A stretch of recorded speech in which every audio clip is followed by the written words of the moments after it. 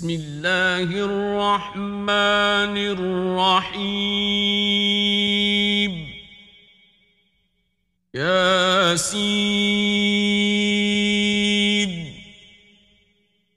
والقرآن الحكيم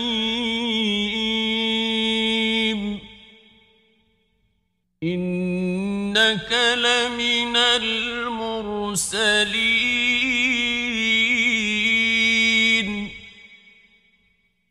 على صراط مستقيم تنزيل العزيز الرحيم لتنذر قوما ما أنذر آباؤهم فهم غافلون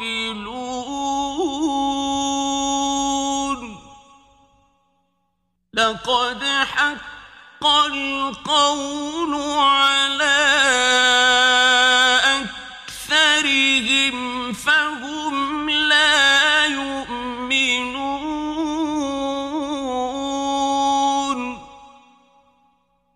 إنا جعلنا في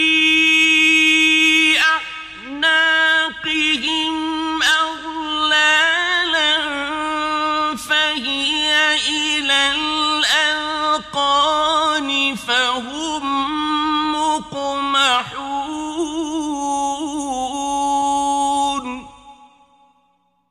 وجعلنا من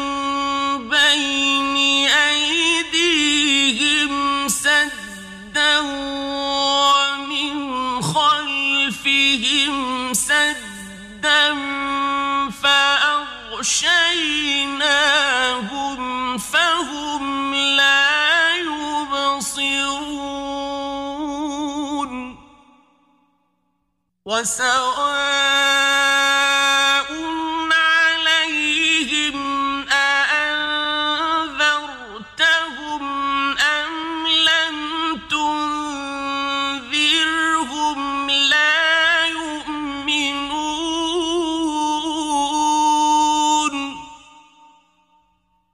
إنما تنذر من اتبع الذكر وخشي الرحمن بالغيب فبشره بمغفرة وأجر كريم إنا نحن نحيي الموتى ونكتب ما قدموا وآثارهم وكل شيء أحصيناه في إمام مبين واضرب لهم مثلا أصحاب القرية إذ جاءها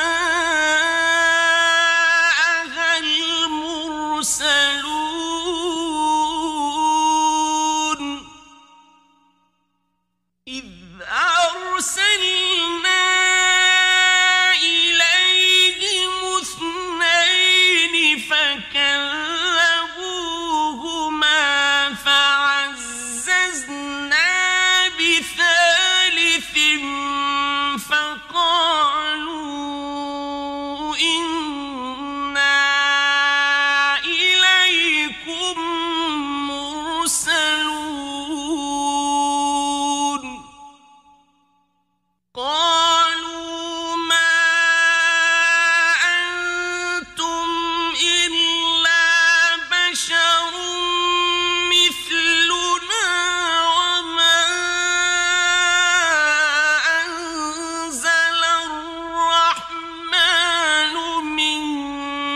شيء إن أنتم إلا تكذبون قالوا ربنا يعلم إنا إليكم لمرسلون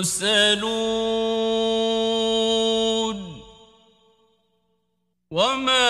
علينا إلا البلاغ المبين قالوا إنا تطيرنا بكم لئن لم تنتهوا لنرجمنكم وليمسنكم منا عذاب أليم قالوا طائركم معكم أئن ذكرتم بل أنتم قوم مسرفون وجاء من أقصى المدينة رجل يسعى قال يا قوم اتبعوا المرسلين اتبعوا من لا يسألكم أجرا وهم مهتدون وما لي لا أعبد الذي فطرني وإليه ترجعون أأتخذ من دونه آلهة إن يردني الرحمن بضر لا تغن عني شفاعتهم شيئا ولا ينقذون إني إذا لفي ضلال مبين إني آمنت بربكم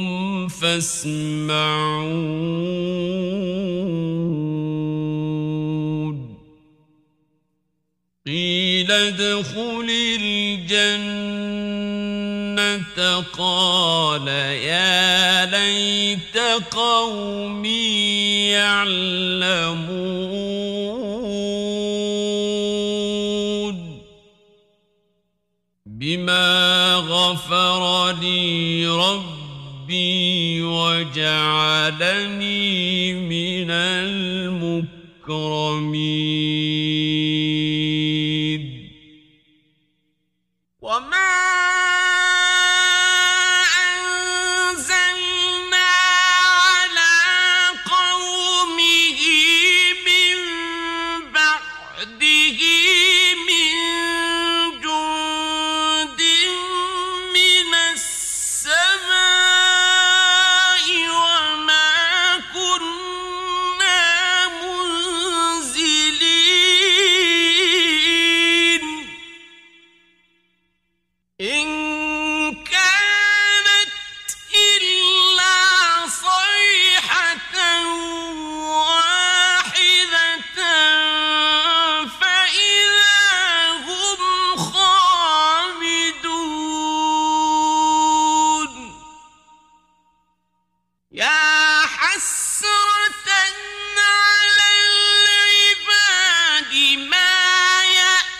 يأتيهم من رسول إلا كانوا به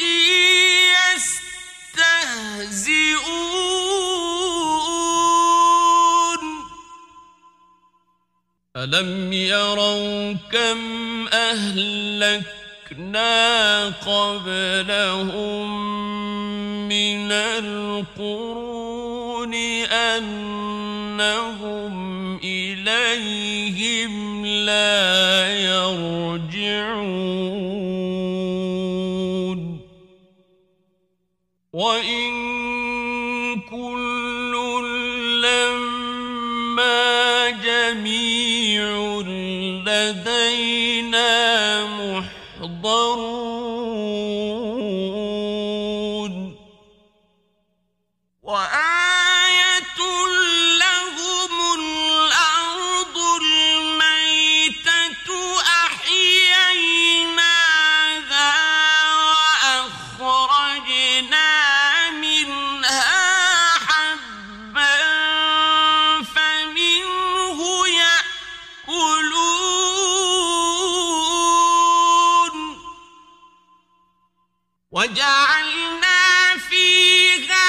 جنات من نخيل وأعناب وفجرنا فيها من العيون ليأكلوا من ثمره وما عملته أيديهم أفلا يشكرون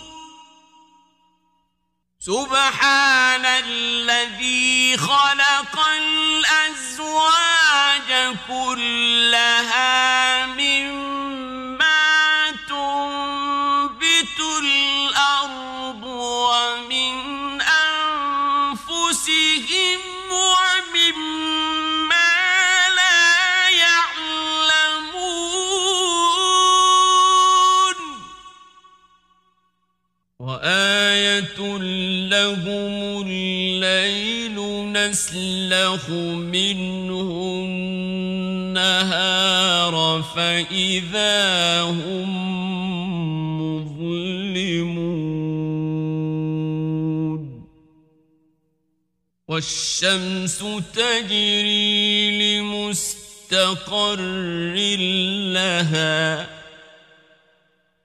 ذلك تقدير العزيز العليم والقمر قدرناه منازل حتى عاد كالعرجون القديم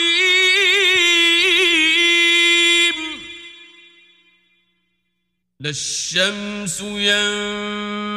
ينبغي لها أن تدرك القمر ولا الليل سابق النهار وكل في فلك يسبحون وآية لهم أنا حملنا ذريتهم في الفلك المشحون وخلقنا لهم من مثله ما يركبون وإن نشأ نغرقهم فلا صريخ لهم ولا هم ينقذون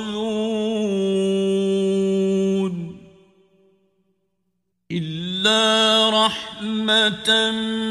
منا ومتاعا إلى حين وإذا قيل لهم اتقوا ما بين أيديكم وما خلفكم لعلكم ترحمون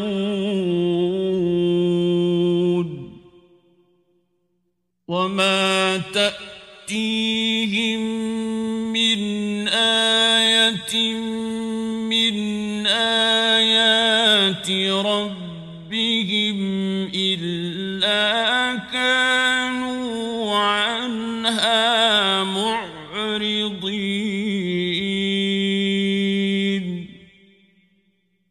وإذا قيل لهم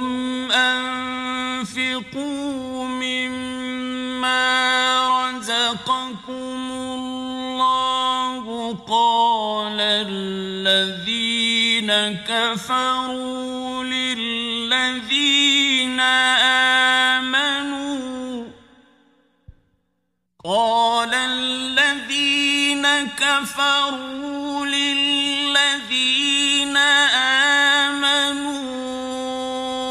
أنطعم من لو يشاء الله أطعمه أنطعم من لو يشاء الله أطعمه إن أنتم إلا في ضلال مبين ويقولون متى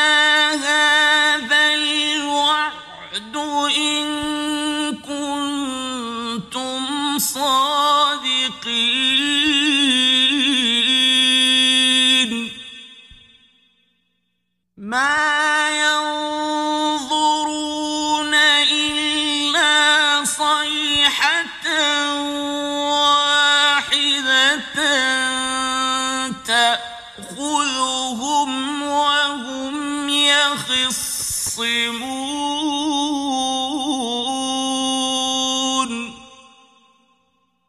فلا يستطيعون توصية ولا إلى أهلهم يرجعون ونفخ في الصور فإذا هم من الأجداث إلى ربهم ينسلون قالوا يا ويلنا من بعثنا من مرقدنا هذا ما وعد الرحمن وصدق المرسلون إن كانت إلا صيحة واحدة فإذا هم جميع لدينا محضرون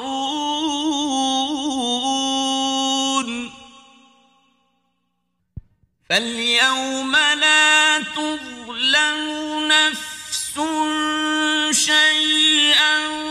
ولا تجزون إلا ما كنتم تعملون إن أصحاب الجنة اليوم في شغل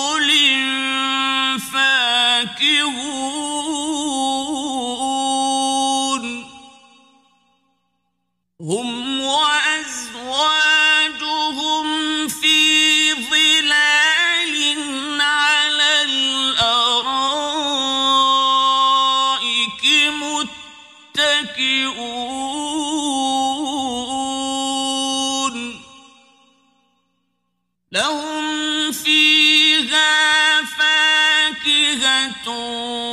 ولهم ما يدعون سلام قولا من رب رحيم وامتازوا اليوم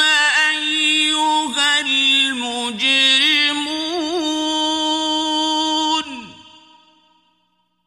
ألم أعهد إليكم يا بني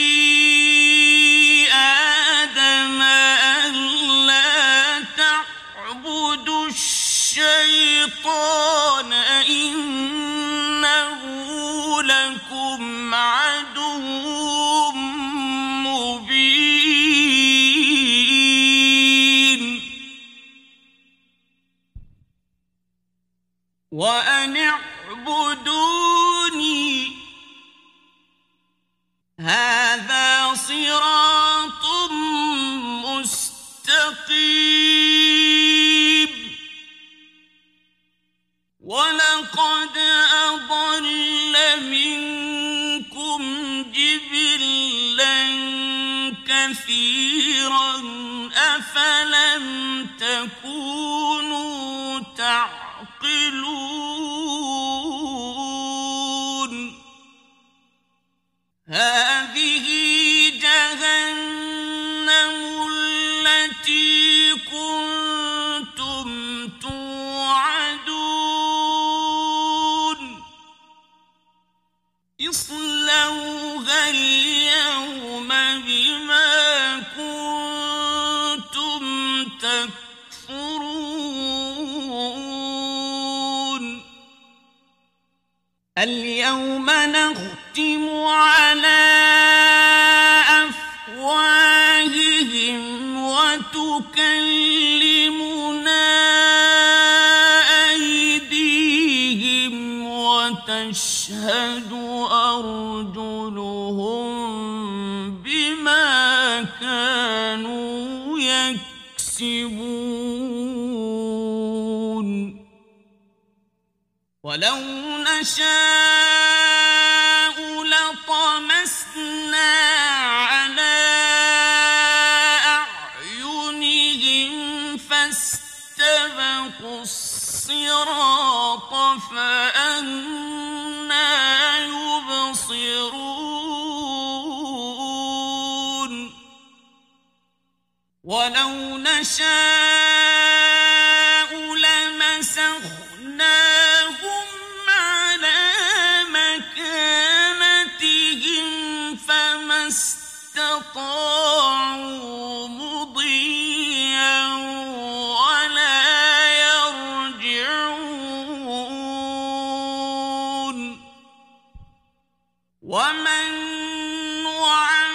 نعمره ننكسه في الخلق أفلا يعقلون وما علمناه الشعر وما ينبغي له إن هو إلا ذكر وقرآن مبين لينذر من كان حيا ويحق القول على الكافرين أولم يروا أنا خلقنا لهم مما عملت أيدينا أنعاما فهم لها مالكون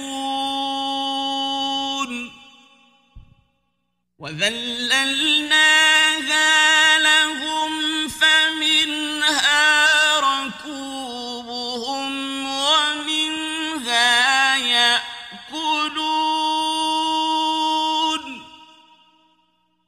ولهم فيها منافع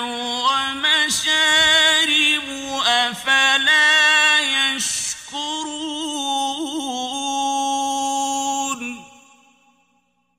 واتخذوا من دون الله آلهة لعلهم ينصرون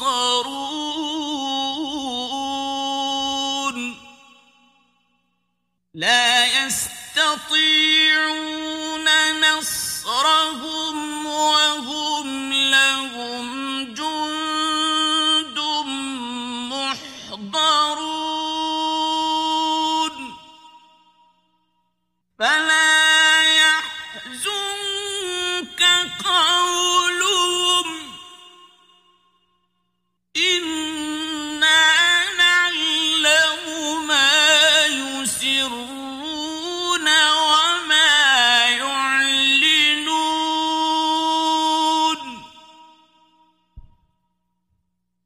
أولم ير الإنسان أنا خلقناه من نطفة فإذا هو خصيم مبين وضرب لنا مثلا ونسي خلقه قال من يحيي العظام وهي رميم قل يحييها الذي أنشأها أول مرة وهو بكل خلق عليم الذي جعل لكم من الشجر الأخضر نارا فإذا أنتم منه توقدون أوليس الذي خلق السماوات والأرض بقادر على أن يخلق مثلهم بلى وهو الخلاق العليم إنما أمره إذا أراد شيئا أن يقول له كن فيكون فسبحان الذي بيده ملكوت كل شيء وإليه ترجعون بسم الله الرحمن الرحيم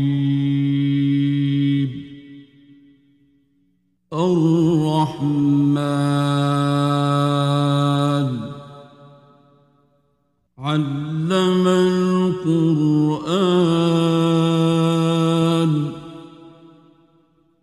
خلق الإنسان علمه البيان الشمس والقمر بحسبان والنجم والشجر يسجدان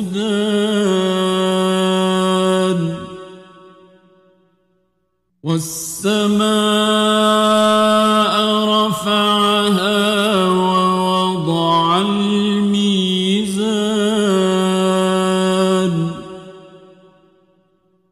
ألا تطغوا في الميزان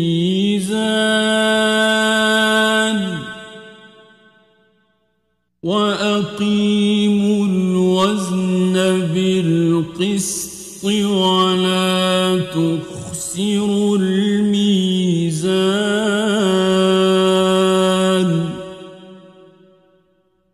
والأرض وضعها للأنام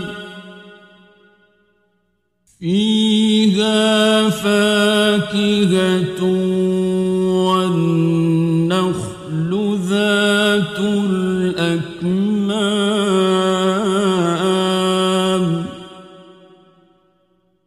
والحب ذو العصف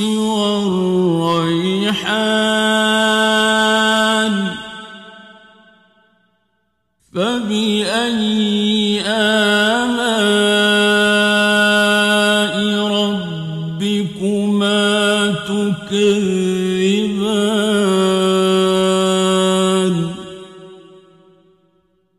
خلق الإنسان من صلصال كالفخار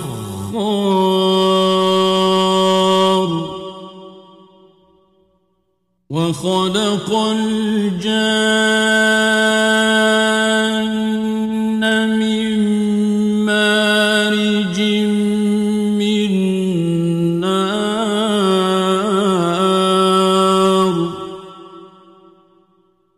فبأي آلاء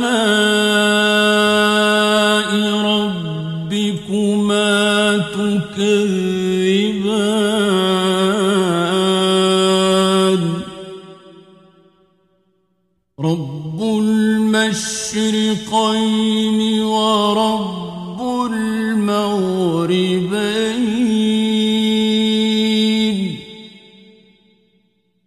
فبأي آلاء ربكما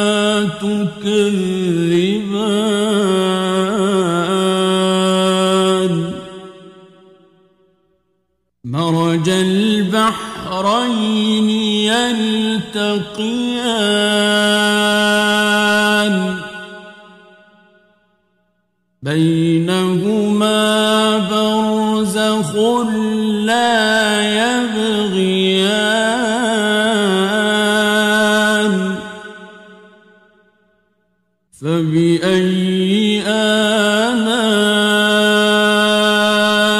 ربكما تكذبان يخرج منهما اللؤلؤ والمرجان فبأي آلاء ربكما تكذبان وله الجوار المنشآت في البحر كالأعلام فبأي آلاء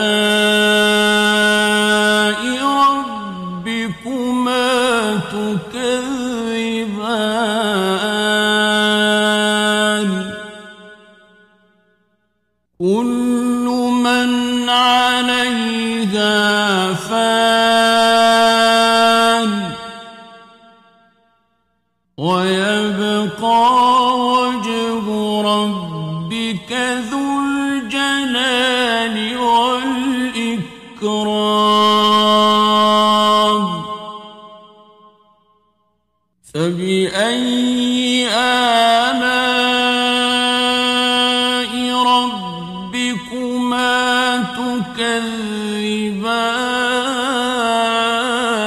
تكذبان يسأله من في السماوات والأرض كل يوم هو في شأن فبأي آلاء ربكما تكذبان سنفرغ لكم أيها الثقلان فبأي آلاء ربكما تكذبان يا معشر الجن والإنس إن استطعتم أن تنفذوا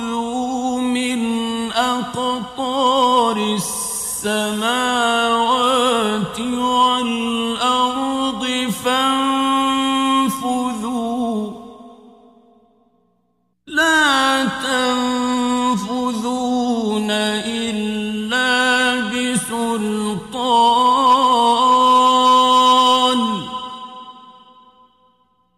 فبأي آلاء ربكما تكذبان يرسل عليكما شواظ من نار ونحاس فلا تنتصران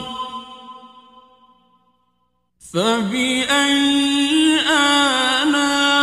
آلاء ربكما تكذبان فإذا انشقت السماء فكانت وردة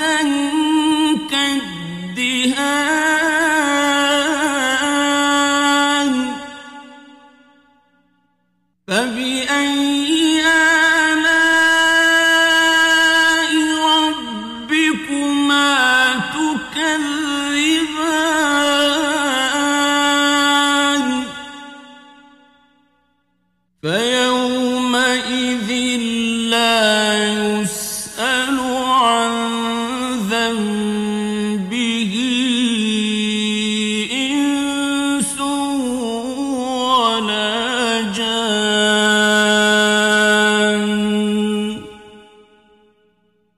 فبأي آلاء ربكما تكذبان يعرف المجرمون بسيماهم فيؤخذ بالنواصي والأقدام فبأي آلاء ربكما تكذبان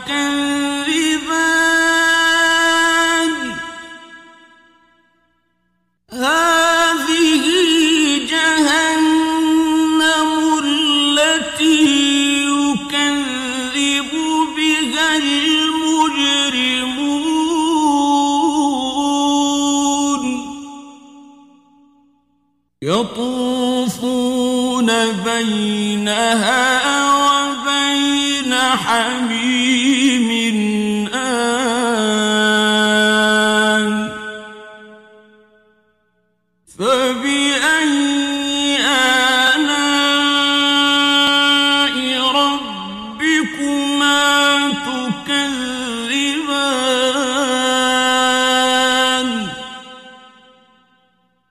ولمن خاف مقام ربه جنتان فبأي آلاء ربكما تكذبان ذواتا أفنان فبأي آلاء ربكما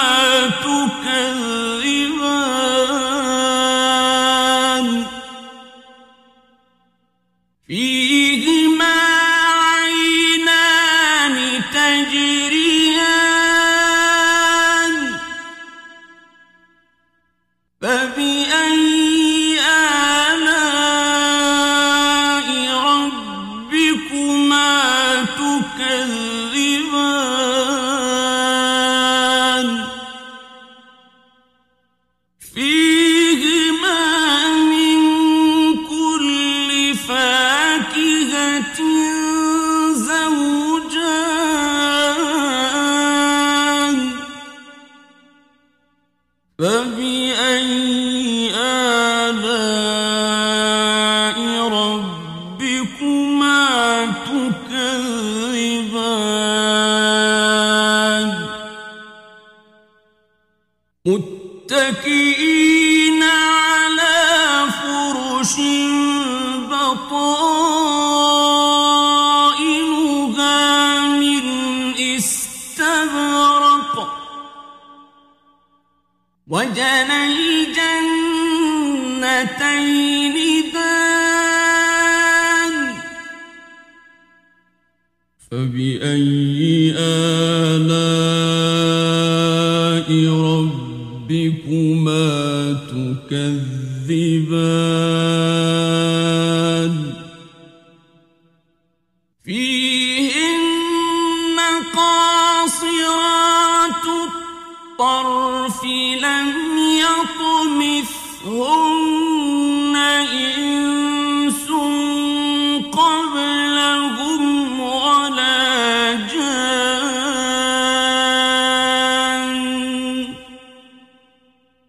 فبأي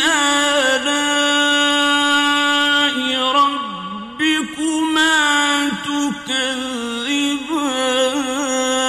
تكذبان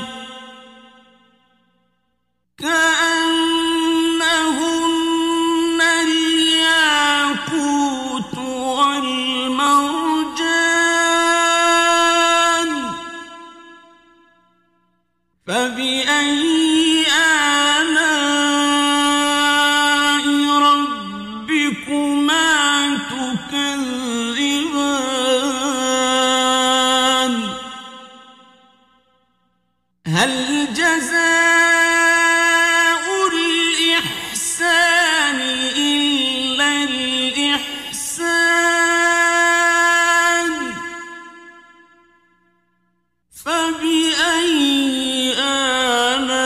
آلاء ربكما تكذبان ومن دونهما جنتان فبأي آلاء ربكما تكذبان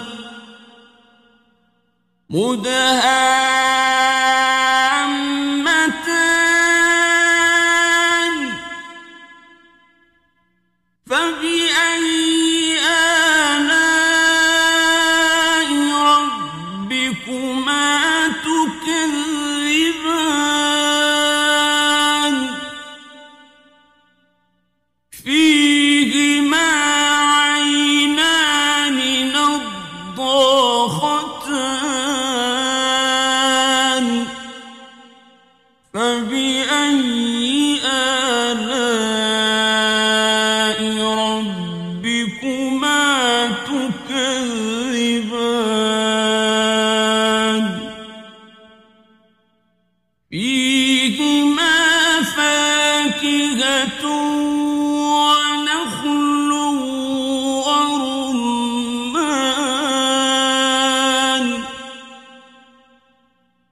فبأي آلاء ربكما تكذبان فيهن خيرات حسان فبأي آلاء ربكما تكذبان حور مقصورات في الخيام فبأي آلاء ربكما تكذبان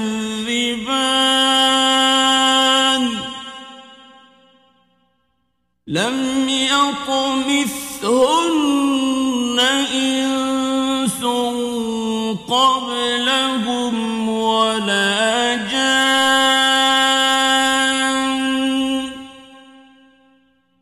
فبأي آلاء ربكما تكذبان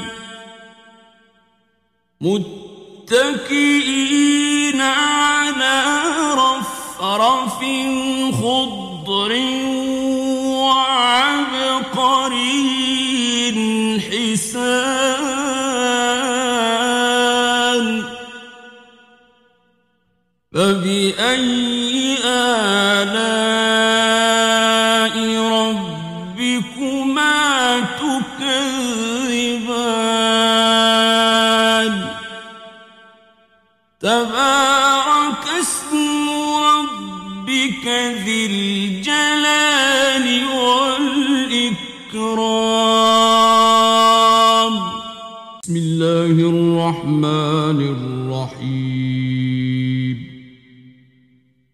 إذا وقعت الواقعة ليس لوقعتها كاذبة خافضة رافعة إذا رجت الأرض رجا وبست الجبال بسا فكانت هباء منبثا وكنتم أزواجا ثلاثة فأصحاب الميمنة ما أصحاب الميمنة وأصحاب المشأمة ما أصحاب المشأمة والسابقون السابقون أولئك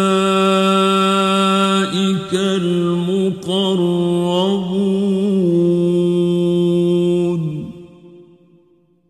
في جنات النعيم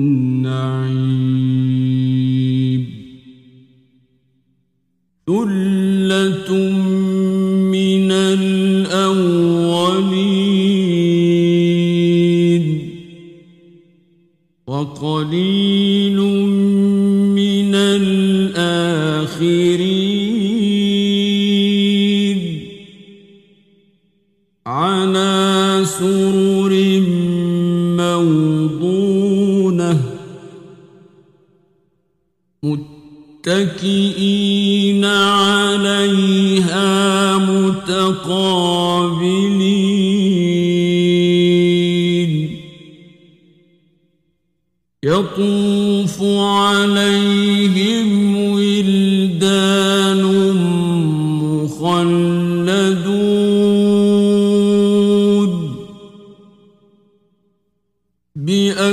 بأكواب وأباريق وكأس من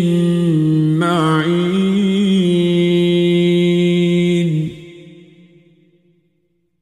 لا يصدعون عنها ولا ينزفون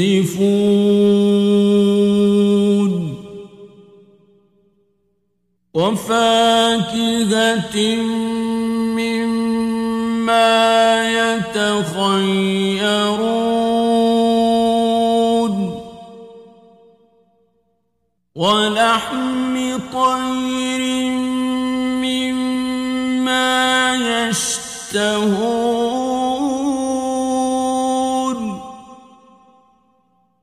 وحور عين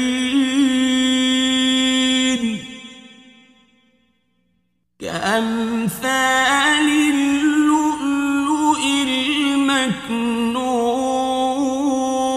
المكنون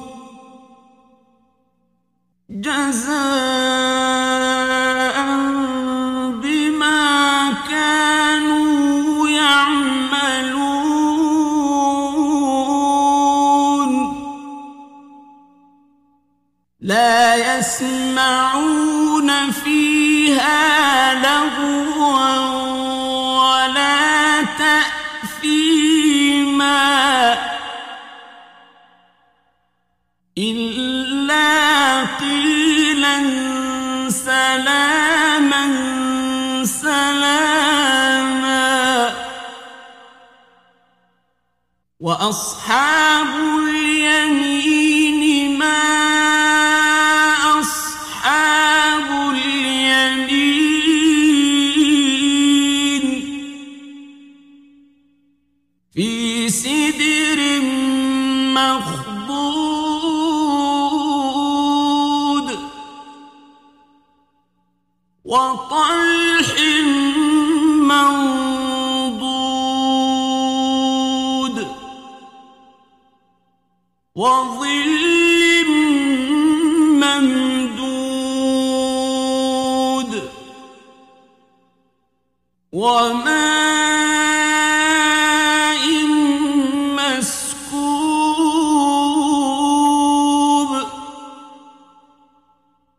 وفاكهة كثيرة لا مقطوعة ولا ممنوعة وفرش مرفوعة إنا أنشأناهن إنشاء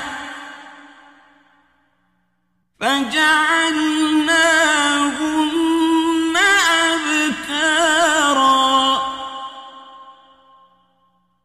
عربا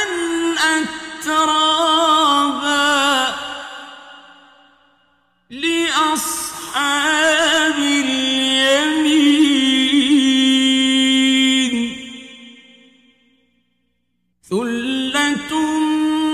من الأولين وثلة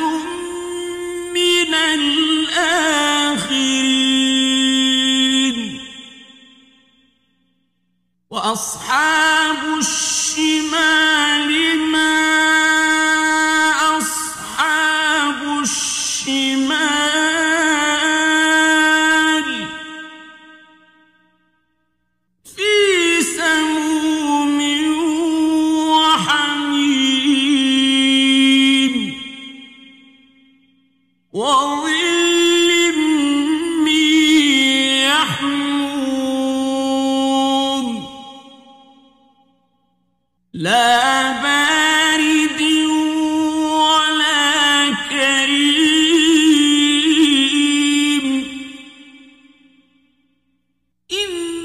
إنهم كانوا قبل ذلك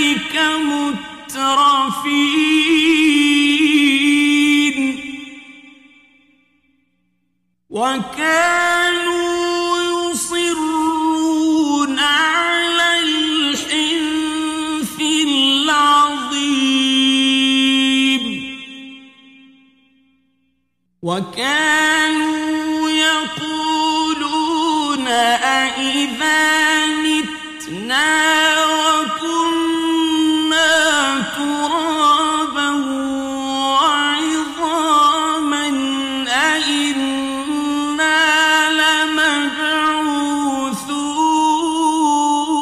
لمبعوثون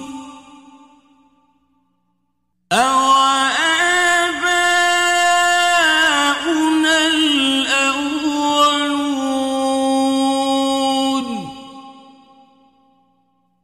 قل إن الأولين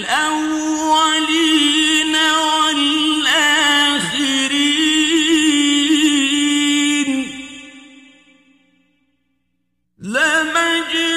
لمجموعون إلى ميقات يوم معلوم ثم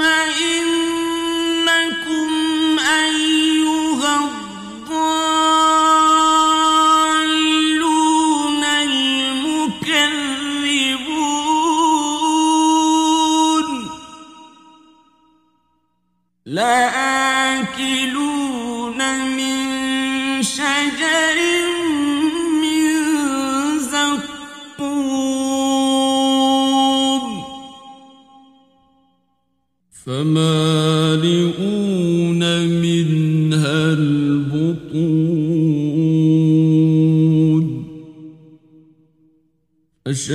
فشاربون عليه من الحميم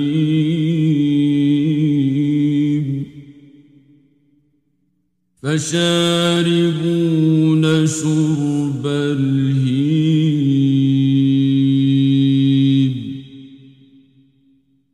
هذا نزلهم يوم الدين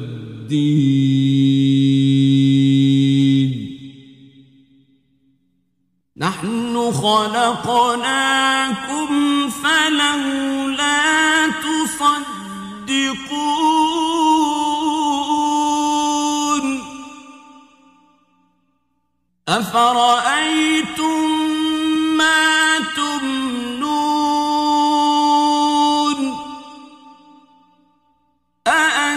أأنتم تخلقونه أم نحن الخالقون نحن قدرنا بينكم الموت وما نحن بمسبوقين على أن نبدل أمثالكم وننشئكم فيما لا تعلمون ولقد علمتم النشأة الأولى فلولا تذكرون أفرأيتم ما تحرثون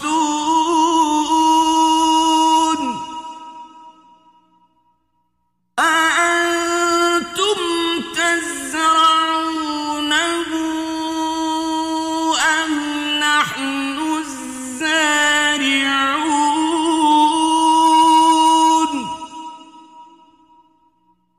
لو نشاء لجعلناه حطاما فظلتم تفكهون إنا لمغرمون بل نحن محرومون أفرأيتم الماء الذي تشربون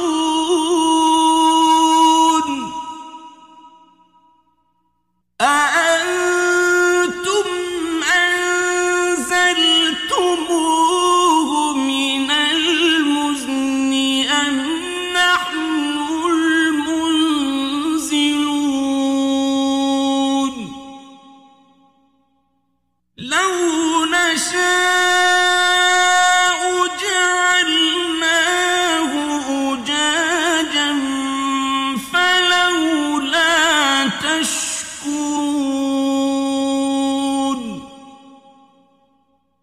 أفرأيتم النار التي تورون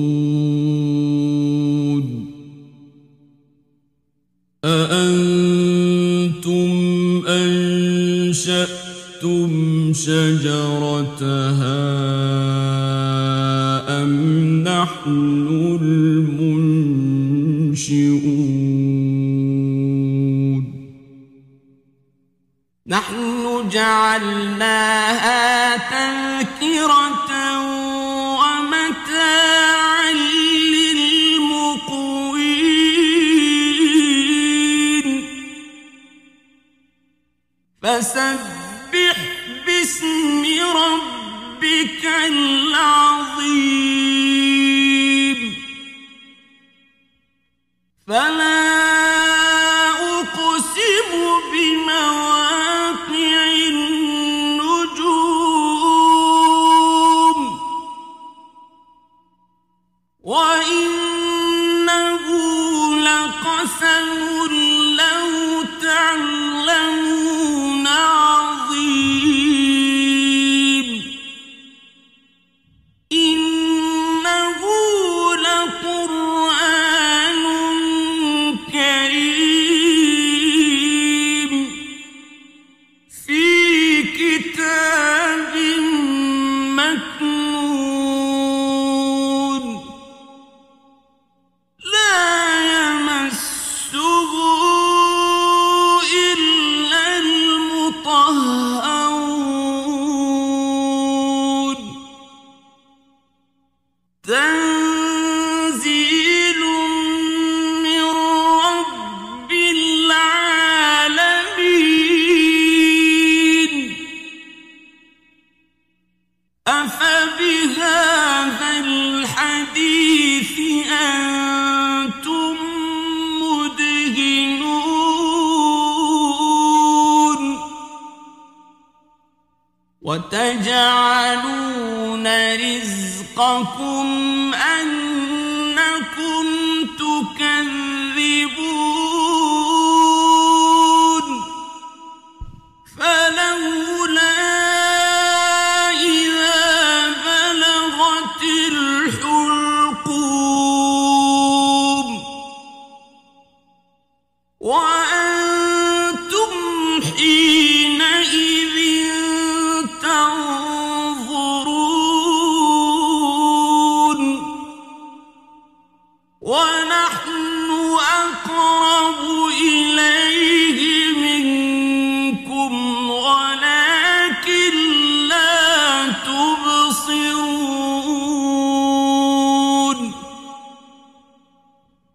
فلولا إن كنتم غير مدينين ترجعونها إن كنتم صادقين فأما إن كان من المقربين فروح وريحان وجنة نعيم وأما إن كان من أصحاب اليمين فسلام لك من أصحاب اليمين وأما إن كان من المكذبين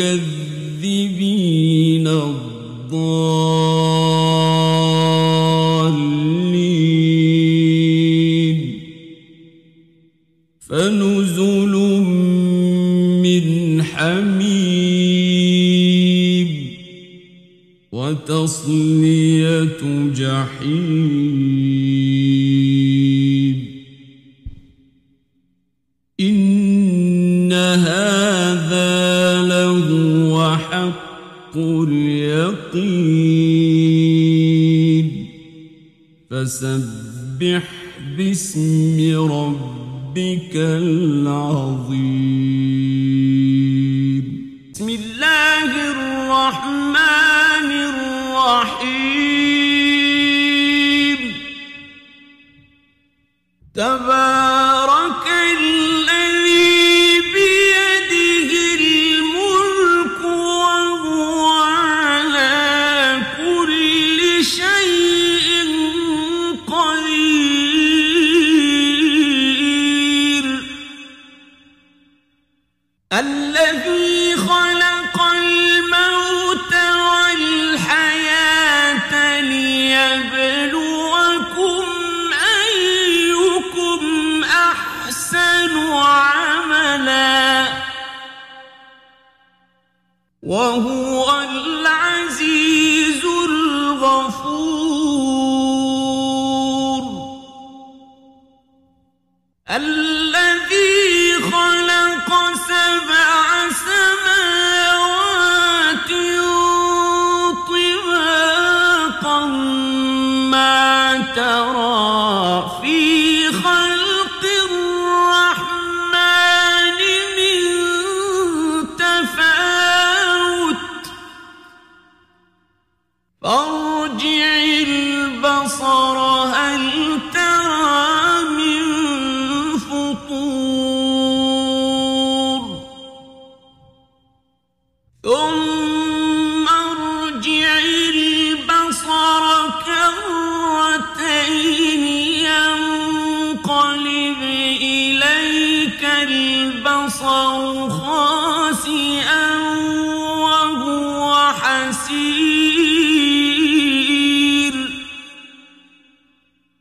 ولقد زينا السماء الدنيا بمصابيح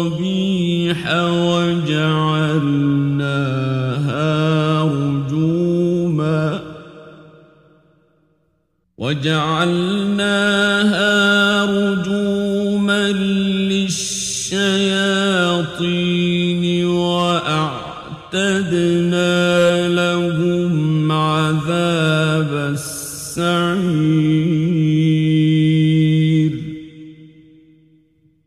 وللذين كفروا بربهم عذاب جهنم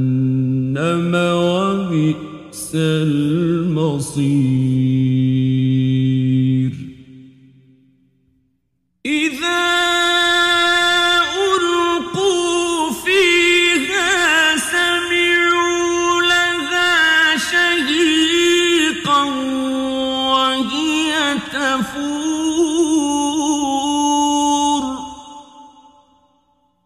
تكاد تميز من الغيظ كلما ألقي فيها فوج سألهم خزنتها ألم يأتكم نذير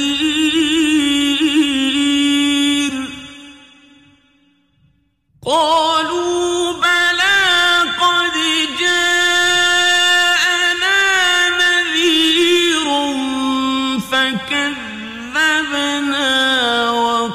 قُلْنَا مَا نَزَّلَ اللَّهُ مِن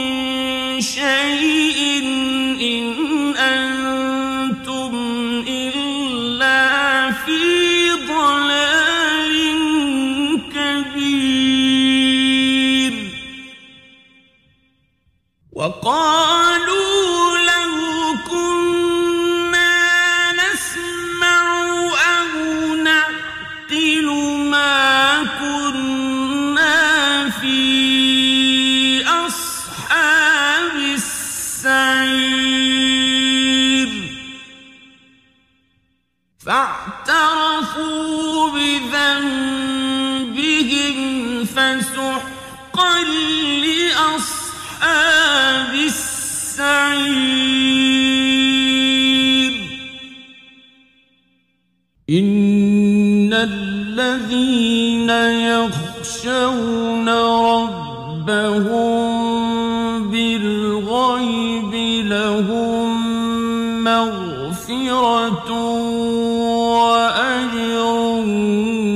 كبير وأسروا قولكم أو اجهروا به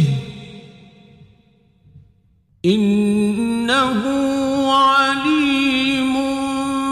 بذات الصدور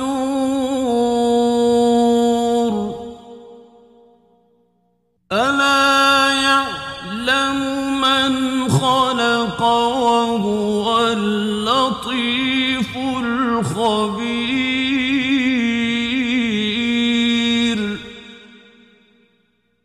هو الذي جعل لكم الأرض ذلولا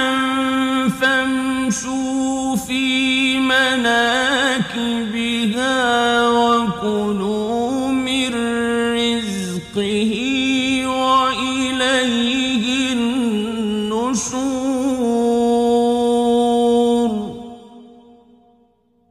أأمنتم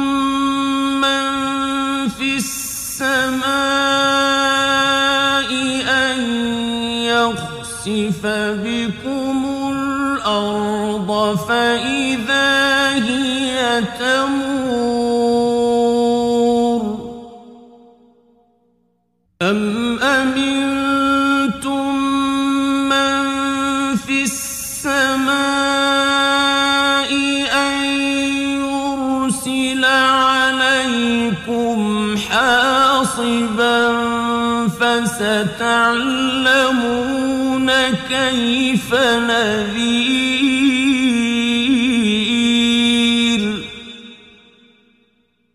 ولقد كذب الذين من قبلهم فكيف كان نكير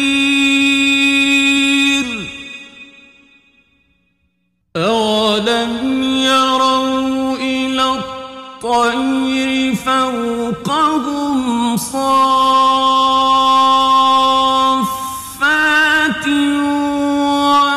ويقبضن ما يمسكهن إلا الرحمن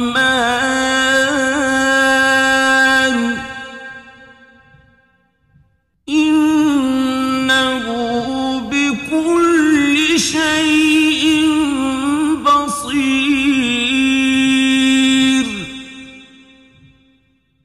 أمن هذا الذي هو جند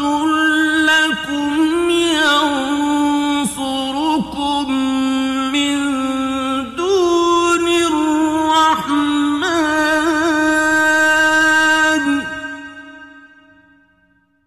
إن الكافرون إلا في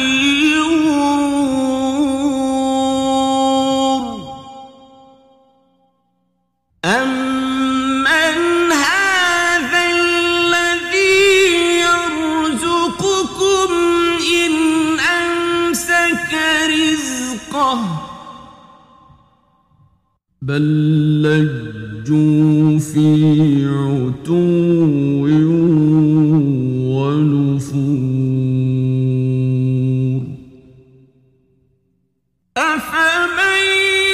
يمشي مكبا على وجهه أهدى أمن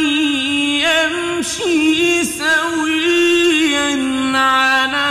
صراط مستقيم قل هو الذي أنشأكم وجعل لكم السمع والأبصار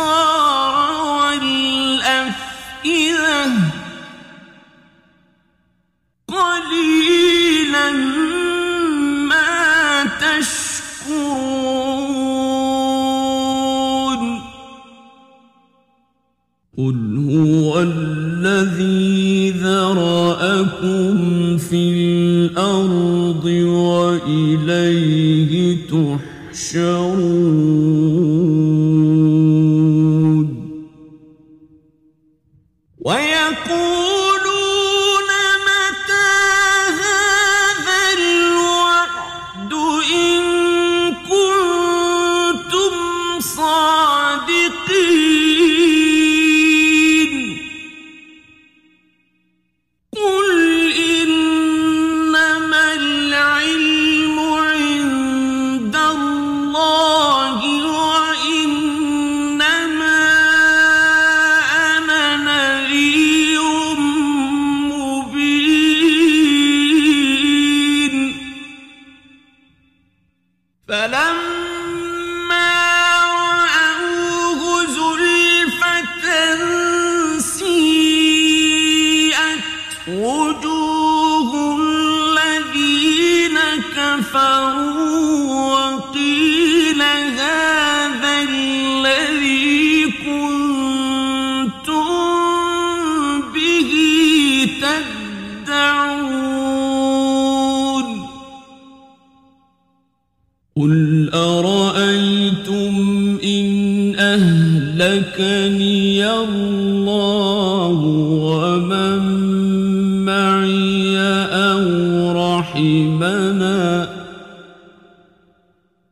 أو رحمنا فمن يجير الكافرين من عذاب